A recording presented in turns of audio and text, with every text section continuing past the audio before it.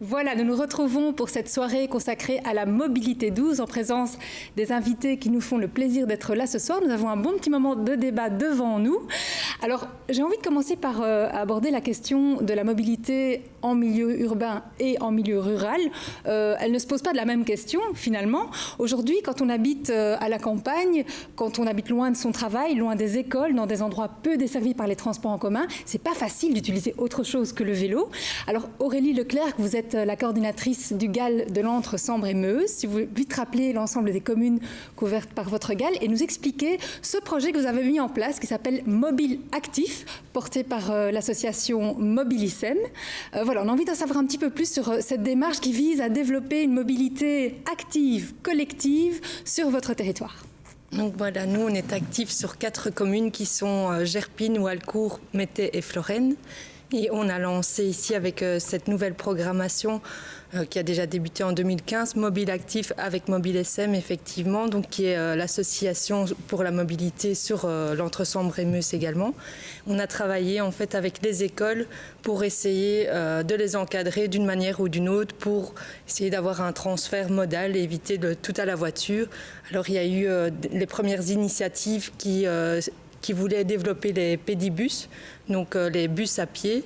Il y a eu tout un encadrement aussi pour aider les élèves à mieux maîtriser la sécurité routière en vélo. Et donc on leur a proposé différentes formations, essentiellement pendant les jours blancs. Donc c'était mettre à profit ces jours libres au mois de juin, et donc juste avant les vacances pour se remettre en selle et avoir les bonnes pratiques en route.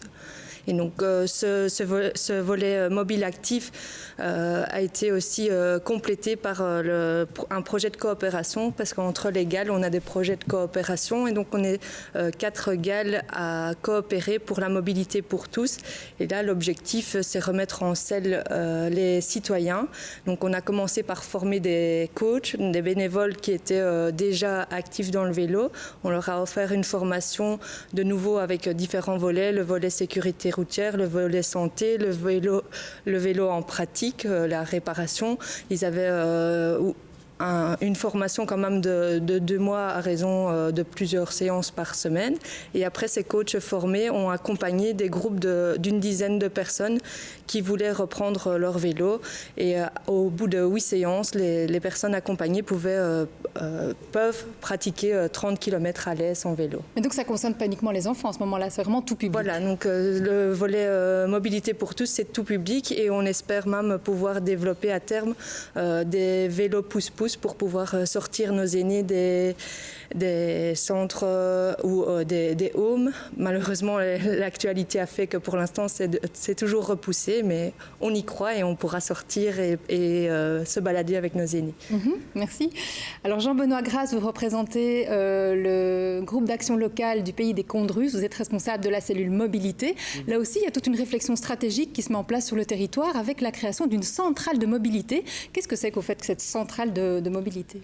Alors une centrale de mobilité, telle que chez nous, qui s'appelle Mobicondro, c'est d'abord un lieu où on va axer différentes choses. On a 4 axes principaux qui sont la formation, l'information, la promotion et le développement. La formation, c'est toute une série de choses, telles que ma collègue l'a déjà évoqué. Le Je roule pour ma forme, qui est forcément dérivé du Je cours pour ma forme. Mais il y a aussi, au sein de Mobicondro, par exemple, une redécouverte de la pratique du vélo. Que ce soit pour les élèves, du primaire, du secondaire, mais également pour les adultes. Donc on s'est retrouvé avec des personnes qui ne faisaient plus de vélo depuis 20-30 ans et qui ont réappris à rouler en vélo. L'arrivée du vélo à assistance électrique a grandement facilité le fait que chacun puisse se remettre aussi au vélo. Dans ces formations, donc là je l'ai évoqué, on a développé aussi un brevet d'éco-mobilité. Donc ça veut dire qu'on va dans les écoles et on essaye de faire en sorte que les élèves réfléchissent sur leurs moyens de déplacement, avec l'aide des parents, sans l'aide des parents, et de se demander pourquoi je viens à l'école avec tel ou tel moyen de locomotion. parfois des choses très amusantes où la réalité en milieu rural, c'est d'un enfant qui dit moi je vais en tracteur avec papa parce que c'est son chemin. Mais on a aussi évidemment toutes les autres difficultés de la voiture, de l'autosolisme malgré tout, qui existe encore en milieu rural et qui est toujours très très présent, vu l'absence parfois de transport en commun vraiment oui, puis développé. Il y a des dénivelés aussi chez vous. Pays des Alors bien entendu, le Condro, mais d'autres lieux en Wallonie aussi. Si je prends l'exemple de Namur, on va monter la citadelle 1 à 2 fois par jour. Et justement, vous avez proposé un service de location de vélos électriques pour tester Tout à fait.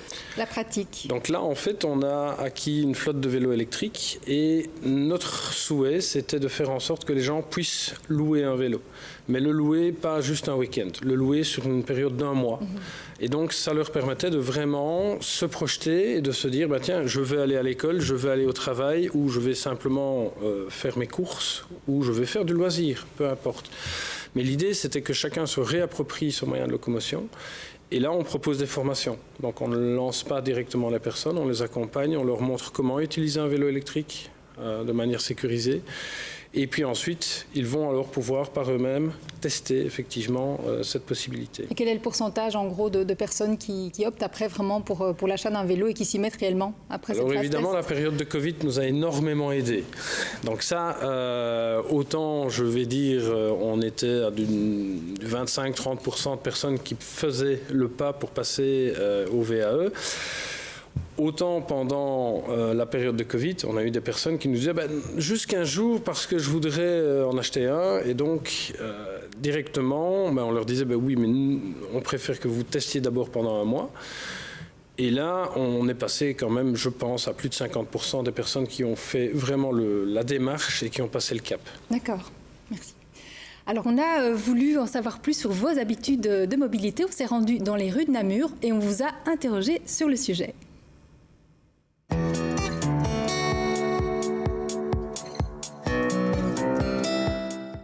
Privilégier la voiture, bien sûr. Je dirais le transport en commun, métro, bus, tram.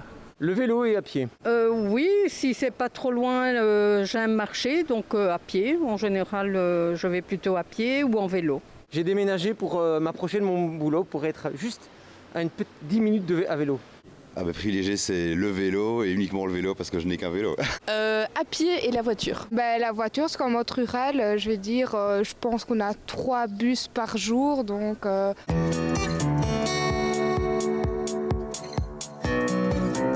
Oui, là c'est facile parce qu'on a les ravels, donc on utilise justement les endroits où c'est facile. Oui, en Flandre c'est bien, franchement, pour moi j'ai pas de problème. Oui, on a de la chance d'avoir le bois, etc. Maintenant, effectivement, sur les routes, etc., oui, c'est un peu dangereux. Donc, on va sur les ravels, etc. Mais c'est plus un mode, voilà, on est en relaxation, en famille, un moment. Mais je veux dire, vraiment voyager, non. Je veux dire, on ne voudrait pas aller d'un point A à un point B, ce serait trop dangereux. Comme je me déplace à vélo, par exemple, demain, je vais à Bruxelles.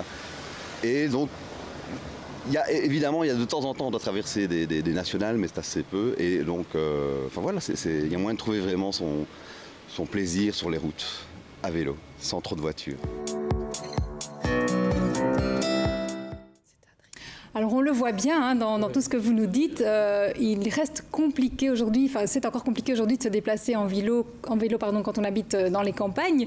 Alors Stéphanie Skelkin, la ville de Namur, ce n'est pas uniquement qu'un centre urbanisé, c'est aussi toute une série de villages. Quelles sont les alternatives proposées aujourd'hui aux nafteurs, mais aussi aux citadins, pour tester d'autres formes de mobilité que la voiture ? Donc on a effectivement aussi, comme monsieur développé, l'usage du vélo électrique en essai, avec ProVélo par exemple, qui met à disposition des vélos électriques et qui permet de les tester pendant plusieurs mois avec une formation à la clé. On le fait aussi en groupe et donc ça donne quelque part cet enthousiasme d'utiliser le vélo tous ensemble. Donc ça permet d'aller aussi plus loin, plus haut, comme j'aime le dire, à Namur, pour venir de là où on habite vers le centre-ville. On travaille aussi beaucoup avec les écoles parce qu'on a a des grosses implantations scolaires qui ne sont pas uniquement en centre-ville, mais qui sont par exemple à Champion, à Malone, à Herpan, où il y a des transports en commun, il y a des parents qui viennent bien sûr déposer les enfants en voiture. On veut vraiment développer la mobilité active autour des écoles, parce qu'on pense aussi que travailler avec les jeunes, c'est aussi les adultes de demain, et donc s'ils prennent aussi des bonnes habitudes, ils les auront pour plus tard. Et je prends l'exemple de l'école de Champion, il y a là vraiment une vraie dynamique avec le directeur, les élèves qui ont monté une Mobiteam, et donc ils sont vraiment très motivés par rapport à la mobilité. On a beaucoup de réunions avec eux et ils nous poussent vraiment très très fort pour qu'on développe autour de cette implantation scolaire différentes infrastructures pour la mobilité active, que ce soit à pied ou que ce soit en vélo. Aussi, il y a beaucoup d'écoles dans le centre-ville. Tous les enfants, tous les jeunes n'habitent pas en ville, ils viennent d'ailleurs, et donc il y a aussi tout ce travail avec les écoles pour organiser des grandes journées vélo avec quelque part des grands couloirs vélo, les profs qui attendent des jeunes un peu partout sur Namur pour aussi découvrir le vélo et montrer que venir en vélo à l'école, c'est possible aussi à Namur, au centre-ville ou bien dans les implantations scolaires un peu partout autour de Namur. Merci. Alors, Martine, vous êtes représentante du GRAC d'Andenne, donc ce groupe qui représente les intérêts des cyclistes. Aujourd'hui, quels sont les principaux manques qu'on peut observer en milieu rural ou périurbain, pour justement encourager cette mobilité douce? Est-ce que c'est le manque d'infrastructures? Est-ce que c'est le peu d'offres en transport en commun, le manque de voies vertes? Voilà, où se situent les gros manques encore aujourd'hui? Alors les freins pour les cyclistes, pour prendre le vélo au quotidien, c'est clairement le manque d'aménagement. Alors nous, ce qu'on fait au niveau du GRAC Andenne, donc on est constitué, c'est des bénévoles, on est 5 membres actifs. On propose aussi des formations vélo-trafic. Et donc ça permet, donc, en attendant d'avoir ces aménagements qu'on demande aussi au niveau de la commune, mais ça permet aussi de remettre les gens en selle et de redonner confiance dans le trafic et de se dire oui, j'ai ma place aussi, j'ai droit d'être sur la route, et tout en ayant aussi des devoirs. Donc on les sensibilise aussi à ce partage de l'espace. La Wallonie a lancé un projet pilote pour des communes qui se veulent des communes cyclables, quelque part un peu à l'avant-garde. 116 communes, je pense, ont été sélectionnées et vont recevoir une bonne subvention de la région wallonne. Est-ce que du côté de vos deux Galles, il y a plusieurs communes qui ont été sélectionnées parmi ces communes pilotes, et qu'est-ce qui va se mettre en place concrètement autour de ça, de la pratique du vélo, de la mobilité douce, etc.? Nous, on en a 2 sur 4 qui ont été sélectionnés. Et de là à savoir exactement ce qui va sortir, on ne le sait pas encore. Mais en tout cas, on sent vraiment aussi l'impulsion des citoyens derrière. Dans le cadre du GAL, on encadre des petites initiatives citoyennes, et depuis 2 ans maintenant, parmi ces initiatives citoyennes, on sent la mobilité qui émerge, et donc on a tout un groupe sur Florène par exemple qui remet en valeur des sentiers pour se balader, mais aussi pour connecter différents points, et même une initiative qui souhaite développer l'intermobilité douce au sein des 4 communes. Et sur Mété également, la mobilité est un grand enjeu pour les citoyens. Et donc on sent l'impulsion qui vient des habitants même pour développer toute cette mobilité. Et comme le disait Martine aussi, c'est intéressant parce que je pense que le premier enjeu, c'est surtout l'assurance des cyclistes ou des piétons, parce que c'est effectivement une nécessité de développer les infrastructures, mais il y a beaucoup d'endroits où on a déjà notre place, il y a juste à la prendre. Merci. Jean-Benoît, du côté du Pays des Condruzes. Pays des Condruzes, oui, je veux dire, sur 7 communes, 5 avaient rentré un dossier, 1 a été sélectionnée, tout en sachant que sur Nandrin, par exemple, va se créer le premier Mobipôle wallon. Donc un Mobipôle, ce sera un lieu vraiment convivial où on va pouvoir avoir toute une série de possibilités de moyens de déplacement. Et là, ça me permet de rebondir effectivement sur ce qui a déjà été dit, c'est le maillage. Donc, Wallonie cyclable, c'est un vaste projet, c'est merveilleux parce que ça va normalement à terme permettre de relier effectivement des zones qui ne le sont pas. C'est le principe de Wassy, c'est vraiment de pouvoir créer un nouveau maillage. Or, il existe déjà des initiatives qui s'appellent Point Nœud et qui sont très très fortes, qui permettent de relier vraiment. Donc il y a des synergies qui se font.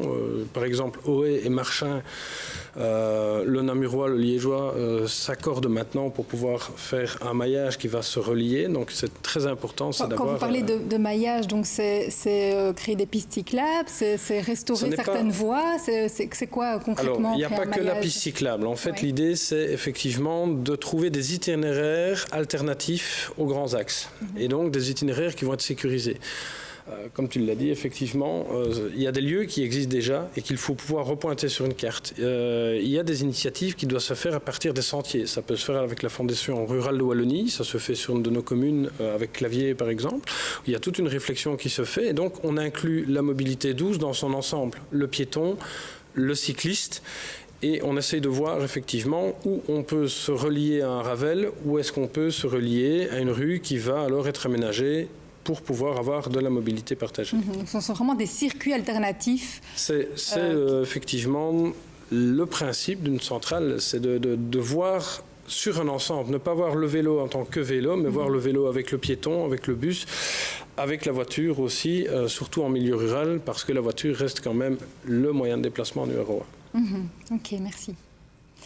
Alors, Canal C a voulu en savoir un petit peu plus aussi sur cette manière de vivre le vélo en ville ou à la campagne sur le territoire namurois.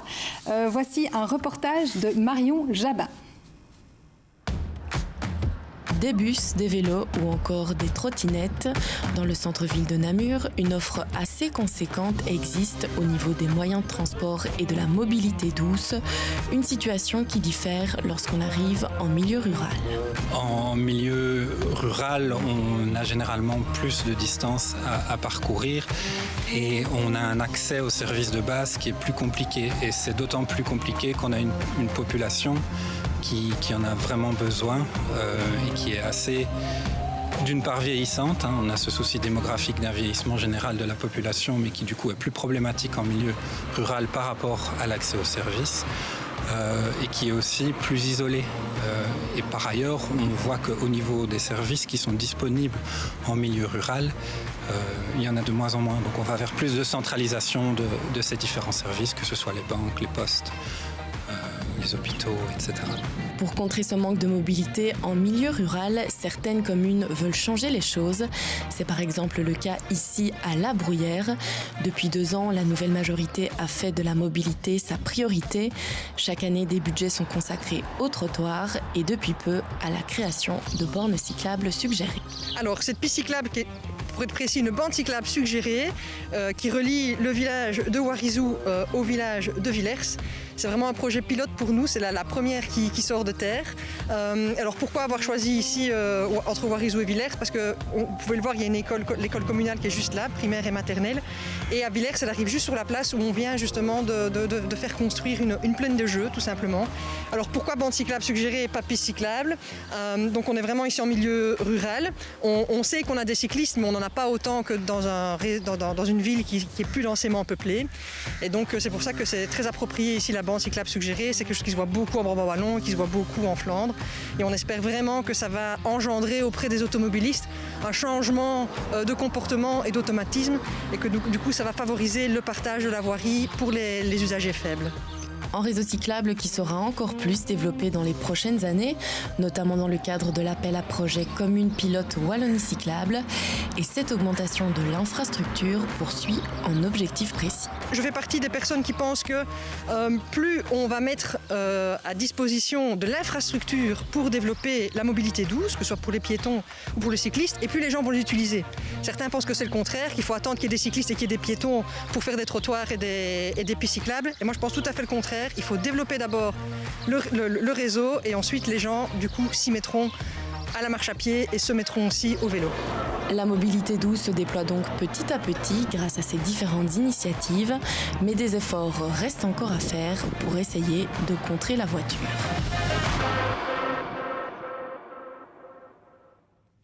Pour certains, la ville idéale est une ville sans voiture. Alors, on en est encore loin. Aujourd'hui, la plupart des centres urbains sont encore aménagés, organisés autour de l'automobile, mais ça change petit à petit. Alors, je me tourne vers Stéphanie Skelkin. Vous êtes échevine de la mobilité à la ville de Namur. On voit qu'aujourd'hui, le trafic urbain reste une problématique complexe. On a aussi la problématique des parkings, qui reste aussi un véritable casse-tête pour la plupart des agglomérations. Qu'est-ce que vous proposez aujourd'hui comme alternative en centre urbain pour justement essayer de désengorger et amener petit à petit les naveteurs et les citadins à d'autres pratiques de la mobilité? Donc depuis maintenant 1 an, le centre-ville de Namur a été transformé en une zone partagée, une zone plus apaisée. Donc c'est toute la corbeille de Namur qui est en zone 20, donc en zone partagée, où chacun partage l'espace public. Donc à la fois les piétons peuvent marcher sur l'espace public, les vélos sont bien sûr aussi ont leur place prioritaire dans le centre-ville. Et donc c'est aussi apprendre à mieux partager l'espace public et à encourager les modes actifs à prendre davantage leur place, que ce soit le piéton ou le cycliste. Donc c'est une avancée en tout cas par rapport à notre centre-ville pour aussi alerter quelque part l'automobiliste qu'il y a de plus en plus d'acteurs actifs de la mobilité dans le centre-ville et donc ils doivent faire davantage attention et donc les voitures doivent rouler à maximum 20 km/h. On a aussi aménagé depuis quelques mois des rues cyclistes. Ça veut dire que dans certaines rues qui en fait sont le trait d'union entre le Ravel et le centre-ville, c'est le vélo, c'est le cycliste qui a la priorité par rapport aux autres modes de déplacement et donc la voiture ne peut pas dépasser le cycliste et donc c'est aussi dans quelques rues autour de Namur. Donc c'est vraiment cet objectif de donner davantage de place au mode actif, au vélo et aux piétons, et de pas être contre la voiture. Je pense qu'il ne faut pas être l'un contre l'autre, mais c'est l'un avec l'autre. Il faut davantage se respecter, davantage partager l'espace public parce que comme partout, nos rues, elles sont telles qu'elles sont, les bâtiments sont là, on ne sait pas élargir l'espace public, on ne sait pas élargir les rues, donc il faut davantage et encore mieux partager l'espace public dans les endroits où on ne sait pas créer de nouvelles infrastructures spécifiquement pour le vélo. Mais on sait qu'on en crée aussi à Namur. Je pense à l'enjambée, par exemple, qui est cette traversée cyclopiétonne qui relie le cœur de Jambes et le cœur de Namur. On a aussi la volonté de créer une voie verte urbaine donc qui va relier le Ravel de Saint-Servais, la gare de Namur et la gare de Jambes, avec là aussi un lien uniquement pour les vélos et pour les piétons. Donc là où on le peut, on crée des infrastructures uniquement pour les modes actifs. Là où c'est plus compliqué, on aménage au mieux, parfois par des marquages au sol pour mieux indiquer la place du piéton et du cycliste, mais aussi de mieux partager cet espace public. Et c'est en tout cas cette volonté de la zone 20, de la zone partagée. Et on réfléchit également à l'extension du piétonnier en centre-ville. Mmh. On a voulu savoir aussi comment vous viviez, vous, en tant que cycliste ou automobiliste, cette cohabitation entre voiture et mobilité douce. C'est parti.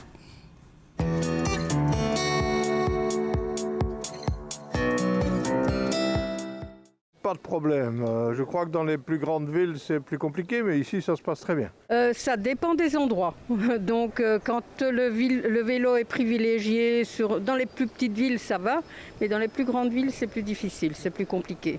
Eh bien, tout à l'heure, en arrivant, on s'est fait 2 fois menacés par des véhicules qui ne voulaient pas nous laisser passer dans les passages cyclistes près du casino. En voiture, ça se passe pas trop mal avec les cyclistes.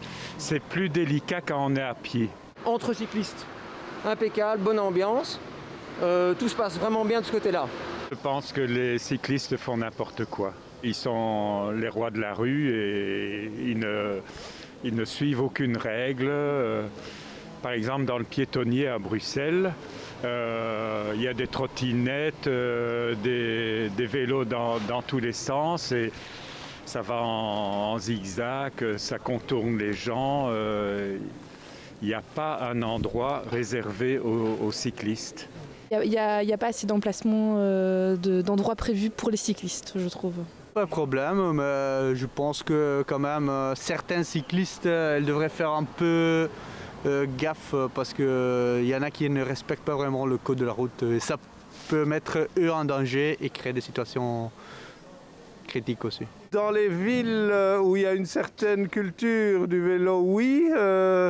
il y a des endroits où quand même les automobilistes s'en foutent quand même un peu. On est en voiture, on essaye de faire attention à eux. Maintenant, voilà, je pense que si tout le monde fait un peu attention, eux, bien rouler l'un derrière l'autre, de façon compacte. Mais c'est vrai que c'est pas toujours évident et j'imagine pour eux, c'est pas très sécure. Il faut chacun y mettre un peu du sien. Maintenant, c'est vrai que le vélo reste encore, pas minoritaire parce que ça augmente, mais les pistes cyclables, les aménagements ne sont pas encore vraiment parfaits avec tous les travaux. Et puis maintenant, il y a aussi les cyclistes qui sont un peu sauvages. Mais voilà, c'est une question de temps.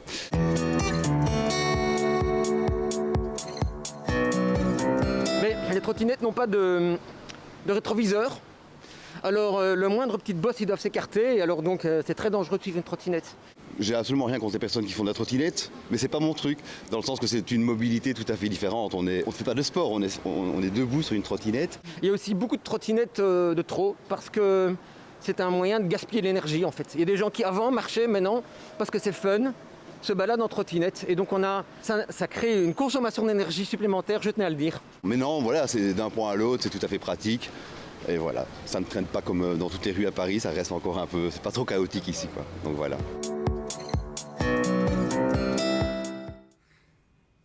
Il n'est donc pas toujours facile de trouver sa place comme piéton, comme cycliste, comme trottinettiste au milieu du trafic routier, mais il n'est pas non plus simple de conduire en présence de vélo. Alors Martine Roll, donc vous êtes représentante du GRAC à Andenne, quelle est finalement la clé d'une bonne cohabitation entre cyclistes et automobilistes ? Je pense que la communication entre les cyclistes et les automobilistes est vraiment primordiale. C'est vrai qu'on peut compter les points, ceux qui font. Il y aura toujours des automobilistes qui vont pas respecter le code de la route ou des cyclistes qui vont pas respecter le code de la route. Mais ce qu'il faut faire, c'est d'abord sensibiliser. Important à bien respecter parce qu'il y a des raisons à ça pour ne pas mettre en danger et les piétons sur les trottoirs et les cyclistes sur la route la vitesse peut vraiment faire des dégâts. Donc c'est important de sensibiliser, mais je pense qu'aussi il faut se poser les questions de la raison et donc là derrière, il y a souvent, si un cycliste qui prend peut-être une piste cyclable dans le mauvais sens, se poser la question, tiens, pourquoi ? Est-ce que c'est justement pour éviter de traverser une route dangereuse à 2 reprises ? Et donc, de créer alors les aménagements qui assure cette sécurité. Et donc, parce que la plupart des infractions au code de la route des cyclistes, ce sont souvent pour des raisons de sécurité. Et voilà, c'est vrai que quand on voit des adultes qui roulent sur les trottoirs, ça nous fait tiquer aussi, nous, en tant que cyclistes. Et donc, aussi, le fait de pouvoir accompagner ces personnes, à les faire reprendre confiance dans le trafic, c'est aussi quelque chose que nous, on a vraiment à cœur au niveau de la locale GRAC d'Andenne. Voilà, c'est vraiment quelque chose qui est important pour nous. Jean-Benoît Grasse, tout à l'heure, en coulisses, vous me disiez, par rapport aux aménagements qu'on a vus dans le reportage de Canal C, les aménagements réalisés à Warissou, il y a eu des incompréhensions de certains riverains qui ont réagi sur Facebook, voilà, parce que l'information n'est pas claire, on ne comprend pas très bien ces nouvelles bandes rouges, etc.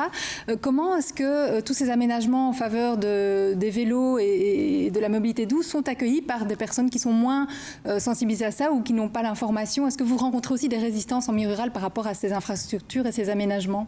Alors, nous, on travaille peut-être de la même manière. J'ai entendu le mot d'accompagnement, j'ai entendu le mot, effectivement, d'éducation. Ça commence dès le départ avec notre proposition de brevet d'écomobilité dans les écoles.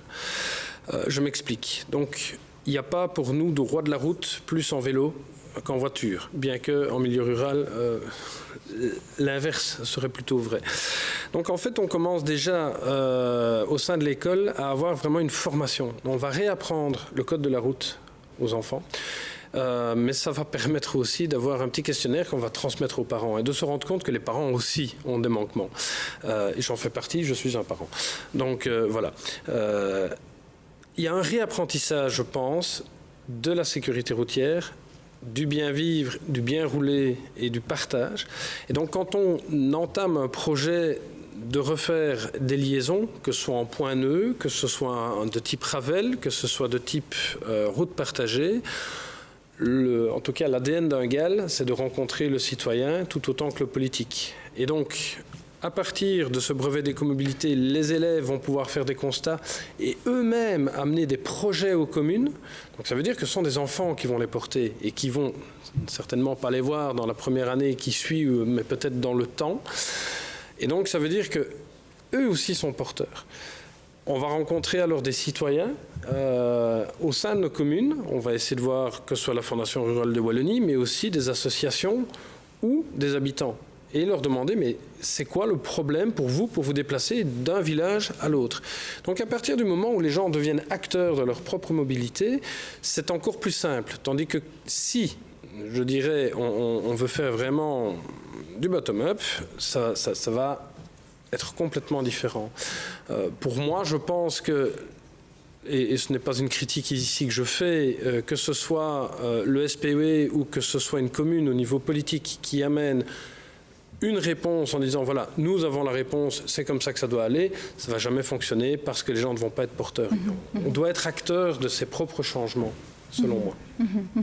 Oui, Aurélie Leclerc, vous voulez réagir? Je voulais compléter parce qu'effectivement, on vient d'une génération où la voiture et la maison 4 façades, on est dans une génération individualiste et c'est là que la mobilité douce fait partie de la transition écologique puisque simplement, transition écologique, c'est mieux vivre ensemble demain et donc quand on parle ici de partage de l'espace, ça a tout son sens et c'est vraiment l'effort le plus important pour tous. Et je rebondis sur ce que vous dites, Stéphanie Skelkin, dans le film Les roues libres qu'on a diffusé juste avant ce débat.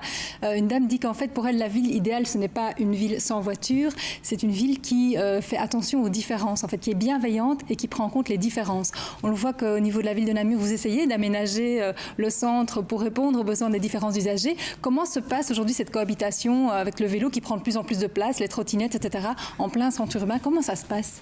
J'ai bien aimé dans le film, effectivement, la ville idéale, c'est une ville bienveillante qui pense aux autres et aux différences. Et c'est sûr que dans un centre-ville comme celui de Namur, mais partout ailleurs, on doit penser à tous ceux qui utilisent l'espace public du plus petit à la personne la plus âgée, à la personne à mobilité réduite. Et donc il y a toute cette question du partage de l'espace public en respectant les différences des uns et des autres en fonction de son mode de déplacement. Et donc c'est un point pour nous qui est vraiment très, très important. Alors il y a la question des cyclistes versus parfois les piétons, les personnes plus âgées. On sait que parfois il y a eu quelques frictions avec des aînés. On a beaucoup travaillé aussi sur cette question de cohabitation, de compréhension des difficultés des uns et des autres. Et puis maintenant, effectivement, il y a le phénomène aussi des trottinettes que connaissent les grandes villes. Et donc, on a aujourd'hui 2 opérateurs qui sont actifs à Namur. Alors, une des difficultés par rapport aux trottinettes, c'est que les communes n'ont pas à les accepter ou à les refuser. On n'a aucune autorisation, en fait, à donner. Ils viennent, entre guillemets, ils prennent leur place dans l'espace public et on doit accepter cette arrivée des trottinettes sur Namur. Maintenant, on a mis en place une charte en voyant un petit peu ce qui se faisait dans les autres villes bien connues comme Paris ou autres. Et donc, on a cette charte en disant vous ne pouvez pas rouler à plus de 20 km/h. Vous devez stationner votre trottinette là où il y a des parkings vélos, les arceaux ou bien nos stations de vélos en libre service pour éviter qu'il y ait des trottinettes un peu partout sur les trottoirs, sur l'espace public. Donc il y a vraiment cette charte et donc cet accompagnement que l'on fait avec les sociétés qui viennent à Namur. Heureusement, elles nous contactent, on a un dialogue et on met en place cet accompagnement parce qu'effectivement, c'est un nouvel usage, c'est un nouvel utilisateur en plus de l'espace public avec tous ceux que l'on connaît à 4 roues, mais aussi à 2 roues. Et donc il faut vraiment veiller à ce partage de l'espace public. Je dirais vraiment entre les différents modes de déplacement, mais aussi entre les différents types d'usagers. Je pense qu'il faut aussi bien penser aux personnes plus âgées, aux personnes à mobilité réduite, les mamans avec des poussettes. Il faut vraiment que tout le monde trouve sa place. Et donc ça, c'est le rôle aussi d'une commune, d'essayer d'encadrer au mieux toute cette mobilité et ce partage de l'espace public. Alors on parle beaucoup de mobilité ce soir dans ce débat, mais tout à l'heure dans le reportage de Canal C, Nicolas Dedencker de l'Université de Namur pointait aussi la question de la manière d'habiter le territoire. Donc c'est une chose de changer ses pratiques de mobilité, c'en est une autre de relocaliser les fonctions et puis habiter autrement notre territoire. Par rapport à ça, au niveau du GAL, est-ce qu'il y a aussi une réflexion parallèle sur l'aménagement du territoire, sur le développement de pôles multifonctionnels pour justement aider aussi les personnes à se déplacer de manière plus simple sur le territoire? Je ne sais pas, Aurélie ou Jean-Benoît. Par exemple, à Nandrin va être créé, j'en ai déjà parlé, le premier mobipôle wallon rural. Donc il y aura 3 mobipôles tests en tout cas qui vont être développés en Wallonie. Donc ça c'est un nouveau projet qui vient d'être lancé. On est en pleine coordination des besoins précisément. Et donc, par rapport à la question de se demander, on va développer un mobipôle, mais qu'est-ce qu'il y a autour? Et donc, faire vivre un mobipôle, c'est une chose. Proposer toute une série d'alternatives, c'en est une autre. Mais se demander comment le faire vivre et comment le relier, c'est là qu'est vraiment le défi de demain. En tout cas, en zone rurale, il faut quand même reconnaître qu'en Wallonie, même s'il y a pas mal de bandes suggérées, même s'il y a beaucoup d'initiatives qui sont prises, on est encore très très très loin de tout ce qui se fait en zone urbaine et ou périurbaine. Donc on essaie de calquer des modèles, de voir un petit peu ce qu'on peut amener, apprendre des essais et erreurs de chacun. Donc c'est comme ça que chez nous, on a pensé à pouvoir mettre des centres, effectivement des pôles ruraux, avec par exemple des bornes vélo, idem, qu'on va pouvoir aller chercher d'un village à l'autre, avec l'obligation, en ayant vu ce qui se passait dans les villes, de remettre le vélo là où on l'a loué.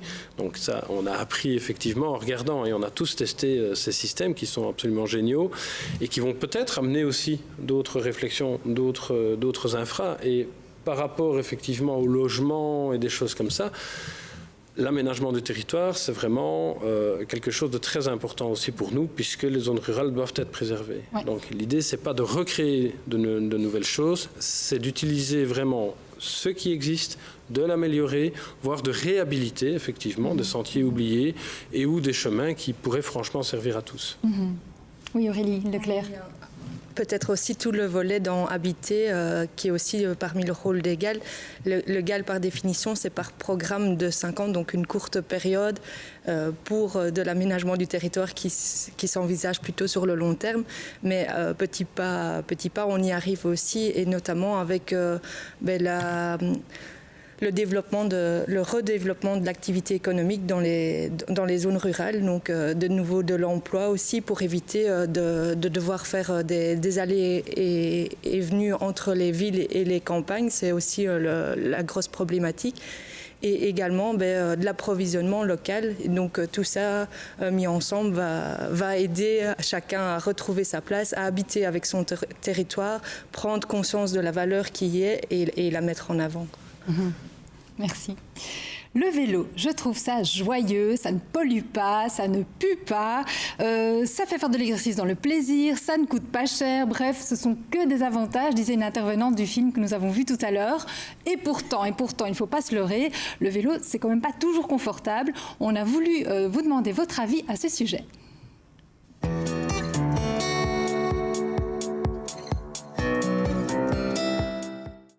Ça dépend des villes. Namur, oui. Mais bon, Bruxelles, pas du tout, par exemple. Ah, mais je ne me dépasse pas en voiture à Bruxelles. Non, c'est pas vraiment facile. Pas du tout. La circulation, c'est bouché partout. Oui, ça met beaucoup trop de temps, c'est horrible. C'est surtout le problème des accidents. Surtout le problème des accidents. À chaque fois qu'on laisse la voiture garée quelque part, on a des griffes, on a des problèmes.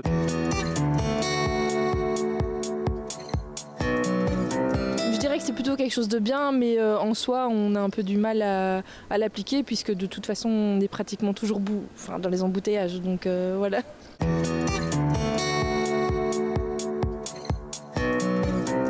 Oui, bien sûr, oui, je vote pour. Ouais. Du moins à centre-ville, oui.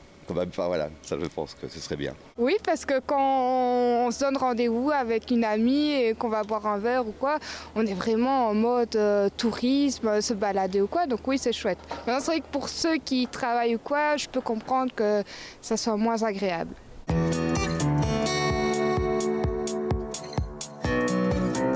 Je pense qu'il n'y a pas énormément. Il y a, quand on compare Amsterdam, là, il y a des bandes, ce sont des autoroutes pour cyclistes, ce qui est bien pour eux, mais c'est vrai que comparé ici à Namur, il n'y a pas grand-chose. C'est pas encore au point, hein. C'est comme les bornes électriques, il y a une tendance, mais c'est loin d'être développé.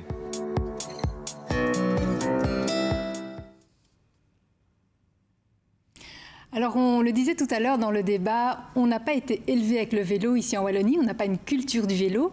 Il y a quand même toute une série de freins qui subsistent au-delà de certains manquements en termes d'infrastructures, de services et autres. Il y a quand même toujours cette question d'image. Aujourd'hui, la voiture symbolise plus la réussite que le vélo, à moins que ce ne soit en train de changer. Vous allez nous le dire. J'ai envie de commencer avec vous, Martine, qui est représentante du GRAC.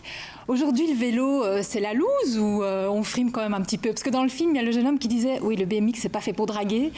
Où est-ce qu'on en est aujourd'hui dans cette image du cycliste? Le cycliste lui-même, comment est-ce qu'il se voit? Et puis le regard de l'autre sur ce cycliste aujourd'hui. Alors, pour moi, qui suis cycliste quotidienne, pour moi, le vélo, c'est la joie, c'est être cool, c'est pouvoir se déplacer. Donc, pour moi, c'est pas du tout ringard. Et bon, moi, je me suis mis au vélo aussi quotidien en voyant des amis qui le faisaient et en étant impressionnée par ce qu'ils faisaient, en me disant « Waouh, c'est possible !» Et donc, je me dis, voilà, moi, quand je suis sur mon vélo en ville, j'espère que je donne aussi cet exemple, voilà, que c'est quelque chose de joyeux. Et ce que je me dis aussi, voilà, c'est tout un exemple qu'on donne. Donc moi, je vais avec mes enfants, je prends les enfants, on va à vélo. Et ma fille qui a 11 ans, elle n'imagine pas se déplacer autrement. Donc pour elle, le vélo, c'est super. Mais est-ce que ça n'a pas l'air plus compliqué quand on ne le fait pas que ça ne l'est en réalité? Parce que moi, par exemple, j'habite dans un petit village en milieu rural, pas très loin de Dinan. Il n'y a pas de bus, le relief est comme ça. Donc pour moi, prendre le vélo, même si j'adore ça, ça me semble compliqué, ça me semble contraignant. Voilà, il y a tout quelque chose de l'ordre un peu rébarbatif, même si j'aime beaucoup ça. Et donc, est-ce que le jour où je m'y mets vraiment, je me dis allez, j'achète un vélo électrique, je fais le chemin jusqu'à la gare et je me mets dans cette dynamique-là, est-ce que le fait de le faire aussi, ça ne change pas aussi notre regard finalement sur cette pratique? C'est clair, c'est la pratique qui permet aussi de se sentir à l'aise. Moi je vous dis, si je vais prendre le vélo dans une autre ville, je vais peut-être être moins à l'aise parce que je ne connais pas toute cette ville-là, mais à Andenne, moi je suis comme un poisson dans l'eau. Et voilà, et je pense que aussi un conseil que je peux vous donner, c'est si vous voulez faire ça, faites une formation vélo-trafic pour être à l'aise. Ça prend 2 heures, on apprend les bases, on réapprend les bases parce qu'avant, les parents, quand ils accompagnaient leurs enfants, ils leur apprenaient les bases. Et donc maintenant, beaucoup d'adultes n'ont pas vécu ça. Enfants, mais du coup ont du mal à le transmettre à leurs enfants. Et donc ce matin, en venant à la gare pour venir ici, pour venir au débat, je voyais une maman avec ses 3 enfants qui les conduisait à l'école. Et donc ça fait plaisir parce que on voit cet effet boule de neige. Et donc voilà, ce que eux auront appris enfants, ils le transmettront aussi aux copains, à leurs enfants. Donc voilà, c'est un réapprentissage, je pense. Et justement, vous qui travaillez beaucoup avec les publics d'école, quand on est jeune, quand on est ado, est-ce qu'il n'y a pas un petit frein quand même de venir à l'école avec sa bicyclette ou pas du tout C'est marrant de vous entendre parce qu'effectivement, moi, ça m'évoque le fait que quand moi, j'étais enfant, j'allais à l'école en vélo et j'avais quelques kilomètres à faire et donc c'était un plaisir que de prendre le vélo et on était parmi ceux qui avaient le droit de pouvoir venir à l'école en vélo. Et quand on avait 10-12 ans, en tant que petit garçon, on frimait parce qu'on était effectivement celui qui venait en vélo. Puis ça s'est perdu. On était seul, effectivement, on avait cette possibilité de pouvoir prouver qu'on pouvait le faire. Ça s'est, je pense, un peu perdu pendant 2-3 générations, et puis on y revient à nouveau. Et donc, je constate que dans les écoles où on donne effectivement ces formations, réapprendre à se mouvoir sur la route, à prévenir le danger, parce que c'est ça aussi qu'il faut pouvoir faire. Ça a permis aussi de mettre en place ce qu'on appelle les vélobus dans nos ruralités, et effectivement d'avoir des enseignants qui sont revenus en vélo, donc du coup des élèves qui s'y sont mis, de voir effectivement un engouement et certains parents qui ont suivi. Donc voilà, je pense qu'il faut donner l'exemple à un moment donné, et une fois que les enfants se l'approprient, en tant que parent, mon expérience en tant que parent, c'est que du coup, on suit. Parce qu'on se dit, ouais, ok, je vais te laisser aller, mais la première fois, je vais aller avec toi. Donc du coup, on se remet à refaire du vélo par la force des choses. Et c'est comme ça que c'est un effet d'entrain qui va nous permettre effectivement de tous se remettre à un moment donné à un autre moyen de locomotion. Merci. Aurélie Leclerc, vous voulez réagir? Oui. On a même aussi la mode qui suit, enfin la mode du vélo, elle est présente. Les vélos maintenant, ils sont tous au plus beau, l'équipement est au plus beau. Il y a des jeunes couturières qui font maintenant des vêtements réversibles. J'ai mon équipement anti-pluie, je le retourne, je suis habillée pour aller au bureau. Enfin, il y a tout suit, donc ça veut dire que la vague, elle est plus que lancée, et on peut être positif pour l'avenir. Stéphanie, est-ce quelqu'un? Dans une tendance positive et très positive. On le voit sur Namur, le nombre de cyclistes ne cesse d'augmenter et on veut encore qu'il augmente. Je pense que la crise sanitaire a eu quelques effets positifs, dont celui de redécouvrir les balades en vélo. On voit aujourd'hui que pour acheter un vélo, c'est quasi impossible. Il faut attendre des mois avant d'en trouver un dans un magasin. Il y a eu pas mal d'enquêtes où pas mal de gens aussi ont dit qu'ils étaient prêts à quitter leur voiture, peut-être pas 5 jours par semaine, mais ne fût-ce qu'un jour pour aller travailler en vélo. Donc je pense qu'on est vraiment dans une évolution qui est tout à fait positive, et comme ici les autres collègues autour de la table, on travaille aussi beaucoup avec les écoles pour encourager les jeunes à venir en vélo, mettant parfois le frein par rapport aux écoles, c'est qu'il n'y a pas toujours assez de parking vélo dans les écoles. On le voit à Namur, c'est une difficulté, parfois il y a trop de vélos, et donc les directeurs d'école nous disent oulala, on voudrait encore plus développer le vélo à l'école, mais on n'a pas assez de place pour mettre tous les vélos de tous les jeunes qui viennent en vélo. Donc là, c'est une petite difficulté qu'il faut résoudre, trouver des solutions. Mais donc, je pense que vraiment, on est dans cette vague positive. Et alors, un autre élément pour aussi encourager et pour donner cette image positive, on va installer d'ici quelques semaines à Namur des grands totems vélos, comme on le voit dans certaines villes, où on va dire à des points stratégiques,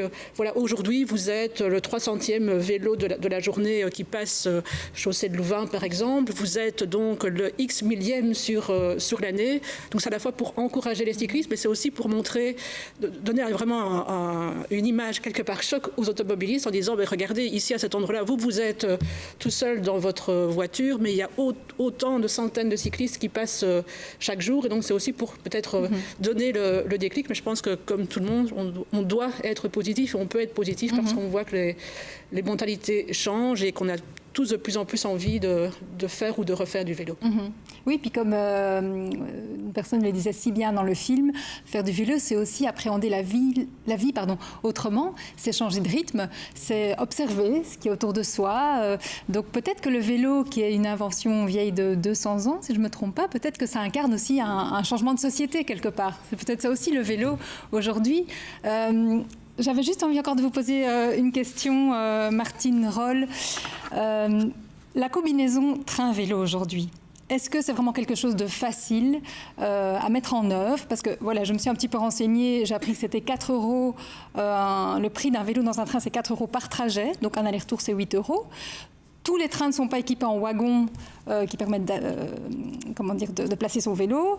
Il n'y a pas non plus toujours des parkings vélos sur les quais des gares. Un vélo électrique, ce n'est pas pliable. Et donc, est-ce qu'il n'y a pas aussi là toute une série de freins à lever pour rendre cette multimodalité beaucoup plus accessible, beaucoup plus facile aux usagers? C'est clair que ce sont vraiment des freins qu'il faut lever.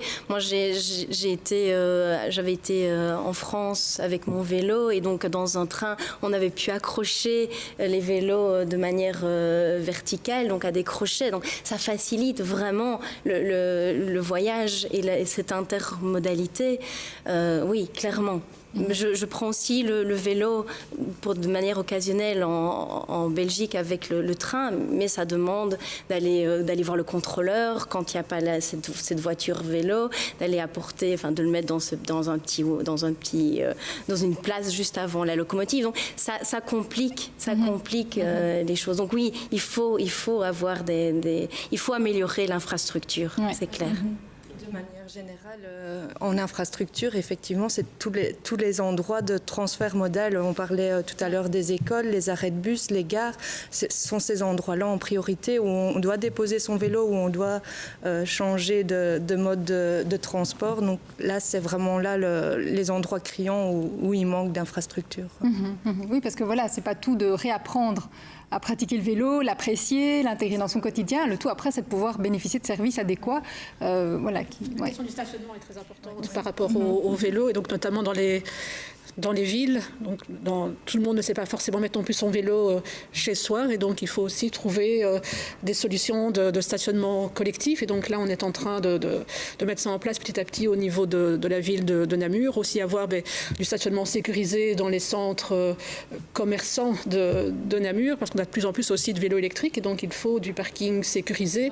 Donc là, je pense aussi un des nouveaux défis des communes, c'est la question du stationnement, parce qu'on a de plus en plus de vélo, et c'est très bien, c'est très positif, c'est encourageant et c'est à encourager, mais il y a cette question du stationnement et du stationnement sécurisé qui est de plus en plus prégnant dans les décisions que nous devons prendre aussi, parce que c'est une façon aussi d'encourager les gens à prendre le vélo, c'est qu'ils puissent le stationner en sécurité lorsqu'ils viennent faire leurs courses, lorsqu'ils viennent à l'école, lorsqu'ils viennent travailler ou près de chez eux, s'ils ne savent pas entreposer leur vélo chez eux. Peut-être que c'est moins la difficulté, en tout cas, pour mettre le vélo chez soi dans les zones rurales, mais en zone urbaine, c'est aussi une problématique qu'il faut résoudre. La problématique est relativement similaire à des degrés divers, bien entendu. C'est une des fiches projets de notre GAL, d'ailleurs, prochainement, c'est de mettre des centres, enfin des box, en tout cas sécurisés, avec possibilité de recharge par rapport à cette nouvelle donne qui est le vélo à assistance électrique, mais qui permet justement une autre mobilité, surtout en zone rurale, quand on a effectivement des communes terminées avec des bouts de planche, comme je le dis de temps en temps, où on n'a pas de transport en commun, mais il faut aussi pouvoir recharger son vélo. Donc l'idée, c'est vraiment d'avoir toute une infrastructure, et c'est là qu'on doit réfléchir avec le SPE au niveau de la mobilité, c'est de se dire interagissons ensemble. Il ne faut pas qu'il y en ait un qui avance avant l'autre, sinon ça va de toute façon coincer. Donc que ce soit par rapport à l'accès du vélo à travers le train ou à travers le bus, il y avait eu, il y a une dizaine d'années, je pense, un projet qui avait été mis en place par les techs qui était de pouvoir avoir son vélo pliant dans le bus et de pouvoir avoir un ticket mixte. Malheureusement, ça n'a pas rencontré vraiment l'effet escompté. Mais pourquoi ? Parce que l'infrastructure n'était pas présente. Donc, tout est lié. On a besoin d'infra pour inciter, mais on a aussi besoin, effectivement, d'accueil. Voilà, il y a effectivement des points vélo qu'on peut avoir développés. Hein, c'est ce que toi, tu as, entre autres. Et donc, on peut aller chercher une aide, le cas échéant, sur la route, et que ce soit pour faire du tourisme et ou pour être actif dans la vie du travail ou se rendre à l'école. Il y a aussi le prix d'achat d'un vélo électrique. C'est pas donné à tout le monde. Il existe des primes aujourd'hui en région wallonne ?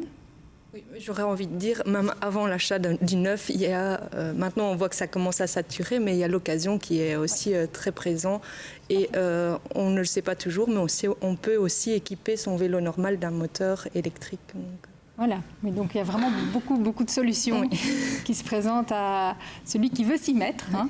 Il n'est jamais trop tard, allons-y. En tout cas, va jusqu'à 400 € pour l'achat. Voilà. Enfin, donc c'est d'un vélo d'occasion jusqu'à un vélo neuf, elle va jusqu'à 400 €. Maintenant, ça c'était en 2020-2021. Je ne sais pas ce qu'il lancera pour l'avenir.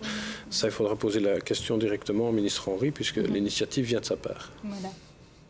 Est-ce que vous faites tous du vélo ici autour de la table ? Enfin, vous évidemment oui, mais vous êtes tous des habitués du vélo ? Oui, mais un peu frustrée. Pas encore. Je ne prends pas encore assez de temps pour le faire, mais c'est vrai que c'est En tout cas, au niveau touristique, c'est assimilé. Et au niveau du trajet domicile-travail, ça me prend presque le double du temps, mais c'est quand même beaucoup plus agréable. Eh bien, voilà qui est inspirant en tout cas. Un grand merci à tous pour vos interventions, pour ces beaux projets que vous menez sur le terrain qui donnent vraiment envie. Espérons en tout cas que la Wallonie, dans son plan de relance, son Get Up Wallonia et autres programmes, puisse vraiment prendre encore plus en compte cet enjeu de la mobilité douce. Nous vous retrouvons pour le dernier ciné-débat de ce cycle le 17 juin, si je ne me trompe pas. Et nous parlerons d'éducation. Mais pas de n'importe quelle éducation. Nous nous intéresserons à l'école du dehors avec la diffusion du film L'autre connexion de Cécile Foll-Hauber. Et ce n'est pas le 17, c'est le 14 juin, me dit-on dans l'oreillette. Donc prenez le rendez-vous 14 juin pour cette dernière soirée de l'écran des possibles en collaboration avec Callisto. Un grand merci à vous de nous avoir suivis ce soir. Merci à vous tous pour votre présence. À très bientôt.